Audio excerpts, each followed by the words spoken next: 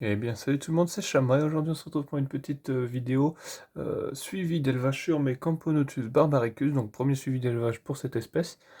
Donc, cette espèce est une espèce qui est plutôt originaire du bassin méditerranéen.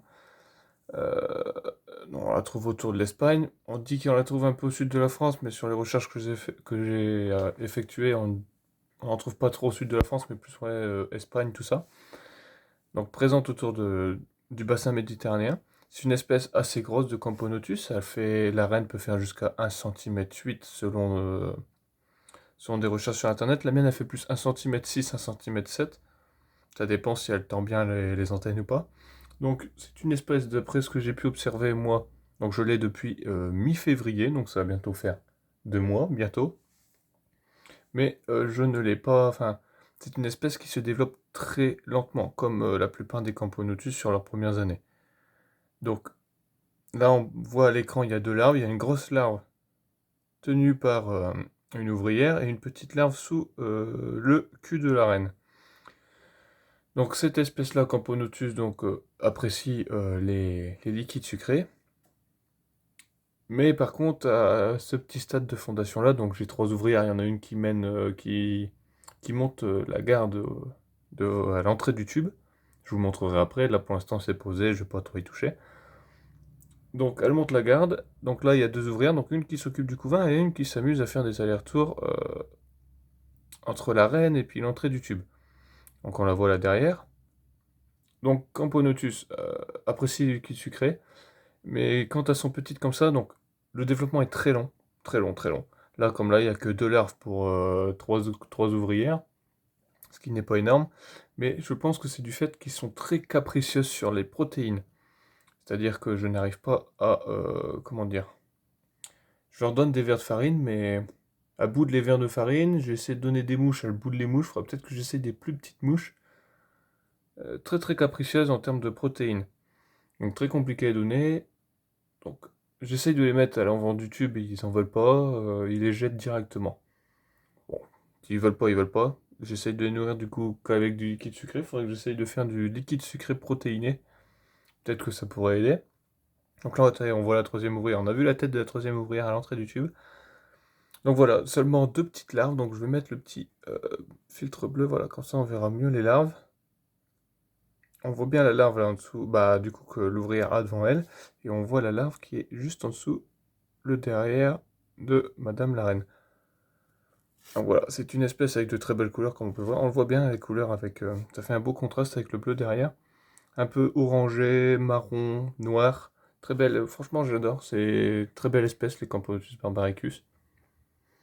Euh, Là encore, euh, leur jabot social n'est pas encore très plein. Donc le jabot social, c'est un second estomac qui leur permet de stocker les liquides sucrés pour s'en servir comme réserve de nourriture. Donc on peut voir un peu le gastro de l'ouvrière là qui est un petit peu, si bien un petit peu écarté, mais vraiment pas grand chose. Pourtant je leur ai mis des liquides sucrés, mais vraiment très timides. Ils vont très peu dans l'air de chasse. Donc je la laisse ouverte, il n'y a presque aucun risque qu'ils s'échappent. Ils sont pas assez, enfin, trop timides. Donc voilà. Donc je vais remontrer le dispositif que j'ai. Hop, on reprend le téléphone. Hop, donc la reine dans son tube avec l'ouvrière ici.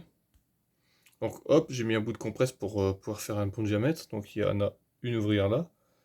Et souvent la deuxième se met en poste ici, là à l'entrée du tube, pour surveiller. Donc petit deux briques de Lego pour faire un marche-pied. Et en gros, elle me fout. Ah, je mets vraiment des petits bouts de verre de farine, mais la semaine dernière, ils ont pris un petit bout, mais là cette semaine ils l'ont boudé. Donc bon voilà, je vais peut-être essayer avec des petites mouches, donc une petite assiette en aluminium, mais comme on peut le voir, le liquide sucré il sèche un peu dessus, ce qui n'est pas... Enfin voilà, quoi, c'est pas ouf, après ça colle, c'est le brin. Et malheureusement, elles ne le prennent pas comme il faut.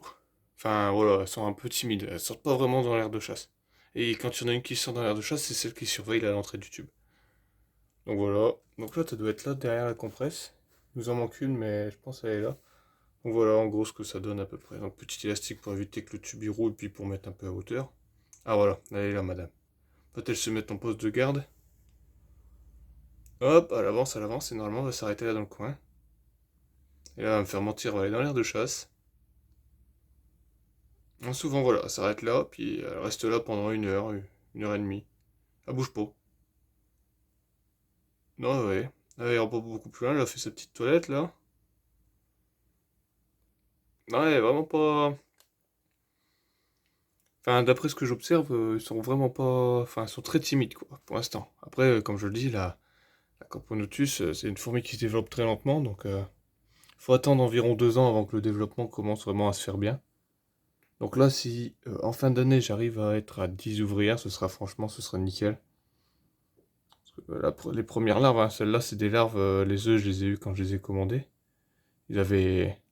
C'était des œufs, hein, il y avait une petite grappe d'œufs, mais il y a eu que 2 larves. Dont celle-là qui se développe plus vite que l'autre elle se développe presque pas.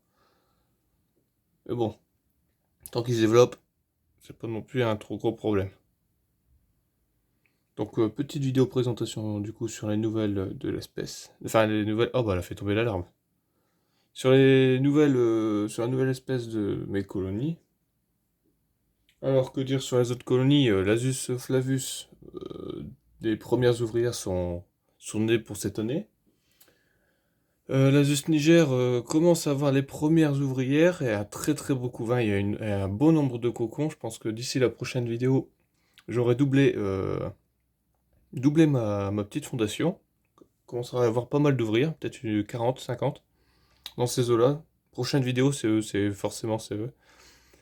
Et puis bah mes sœurs, bah, bon développement du couvain, de plus en plus nombreuses.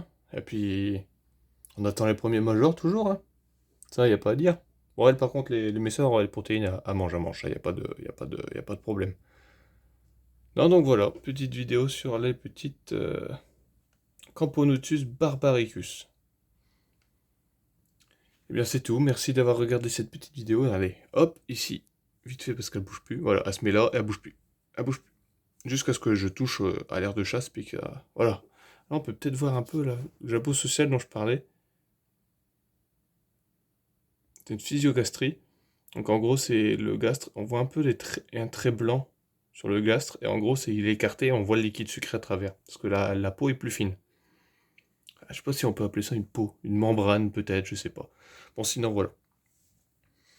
Donc merci d'avoir regardé cette vidéo. N'hésitez pas à vous abonner, laisser un commentaire, mettre un petit pouce bleu, partager à des amis, à des compatriotes, à des fans de fourmis, peut-être à des gens intéressés. Voilà, je cherche toujours comment partager les vidéos. Puis bah merci d'avoir suivi cette vidéo, puis allez à bientôt. Ciao ciao.